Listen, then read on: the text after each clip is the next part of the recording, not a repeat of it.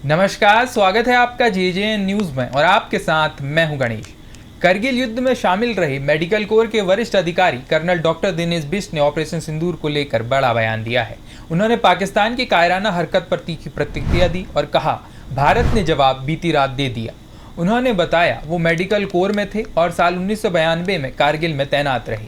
हाल की इस दुर्भाग्यपूर्ण घटना में पाकिस्तान ने धर्म का सहारा लेकर निर्दोष हिंदुओं की हत्या करवाई। ये हरकत देशवासियों को कतई बर्दाश्त नहीं। जैसे ही हमारे नेतृत्व ने कहा, ये भारत की आत्मा पर चोट थी और इसका जवाब देना जरूरी था। उन्होंने कहा, करगिल युद्ध में भी पाकिस्तान ने धोखे से हमारी पोस्ट पर माइनें बिछा दी थी। कई जवान घायल हुए थे। मैंने खुद 250 से ज़्यादा गंभीर रूप से घायल सैनिकों की सर्जरी की। किसी की आंखें चली गई, किसी के हाथ पैर, लेकिन हमारी सेना डटी रही। कर्नल ने ऑपरेशन सिंदूर को लेकर कहा, पाकिस्तान की सेना भी रिएक्शन देगी, ये तय है, लेकिन मुझे नहीं लगता कि वो हमें बड़ा नुकसान पहुंचा सकते हैं। हमारी सेना, एयरफोर्स और नेवी तीनों मोर्चों पर पूरी तरह तैयार है। अगर दुश्मन ने आंख उठाई तो जवाब करारा होगा। हम सिविलियंस को नुकसान नहीं पहुंचाते, यही हमारे ऑपरेशन सिंदूर में भी दिखा। भारत एक शांतिप्रिय देश है, लेकिन आतंकवाद के ठिकानों का सफाया जरूरी है। आज दुनिया के तमाम देश हमारे साथ खड़े हैं। जय हिंद। मैं कर्नल बिष्ट, मेरा नाम है दिनेश बिष्ट और मैं फौज में आर्मी मेडिकल कोर में था और कारगिल वार के दौरान पे 99 to 2001 में वहीं पर ही था। तो ये अनफॉर्चुनेट घटना हुई है हमारे देश में, जिसमें कि पाकिस्तान ने अपने आतंकी भेज करके और धर्म पूछ करके हमारे निहत्थे हिंदुओं को मरवाया।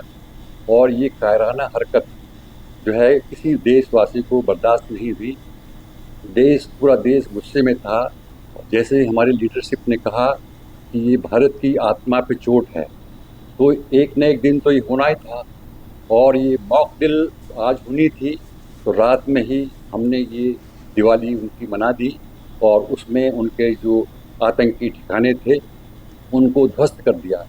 एग्जैक्ट फिगर तो अभी कोई बता नहीं सकता, जब तक आर्मी की ब्रीफिंग प्रेस कॉन्फ्रेंस 10 साढ़े 10 बजे होगी, उसमें एग्जैक्टली बताया जाएगा कि हमने क्या क्या हमारे हथियार इस्तेमाल हुए और इसके बाद हमें इसके बारे में पता चलेगा। अब यह है इसमें कि अब अगली बार पाकिस्तान के साथ में यही हमें करना चाहिए हमेशा कि जब भी वो दुस्साहस करे तो हमें पूरी ताकत के साथ में तुरंत कार्रवाई करनी चाहिए, ताकि वो पलट करके हमारी तरफ न देखे और देश इसी तरह से हमारा खुशहाल और आगे बढ़ता रहे।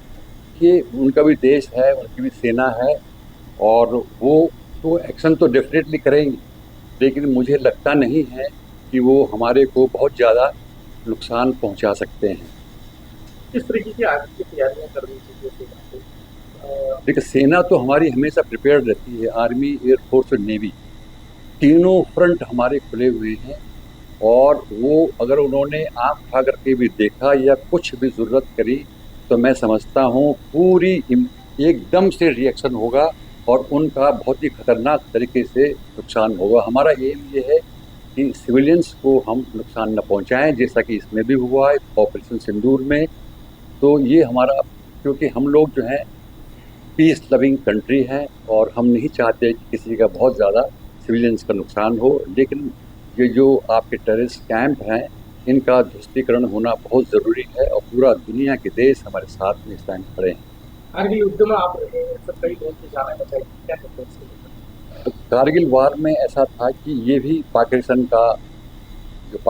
ने जो दुस्साहस किया था, तो वो जब रिट्रीट कर रहे थे, जब ये समझौता हुआ कि हम वापस जा रहे हैं, तो उन्होंने हमारे जो बॉर्डर्स थे और जो उनकी चेक पोस्ट थी जहां हमको जाना था, वहां उन्होंने आईईडी बिछाई और उसमें हमारे जवान गए। उसके बहुत से लोगों की पैर की, किसी के पैर का आउट ही हो गया, पूरा एम्पुटेट हो गए, किसी की आंख चली गई, किसी की हाथ चला गया, लेकिन हमारी पूरी सेना डटी रही और पूरे मुकाबले में इसमें हमारे कम 250 लोगों का मैंने वहाँ ऑपरेशंस करे हैं और जो बहुत ही सीरियस थे उन्हें हम लोगों ने जो है दिल्ली आर्मी हॉस्पिटल है हमारा आरआर सेंटर और चंडीगढ़ के एयर बेसिस में बाय एयर हमने सीधा कारगिल से उनको वहाँ पहुँचाया और उनकी जान बचाने की पूरी कोशिश करी।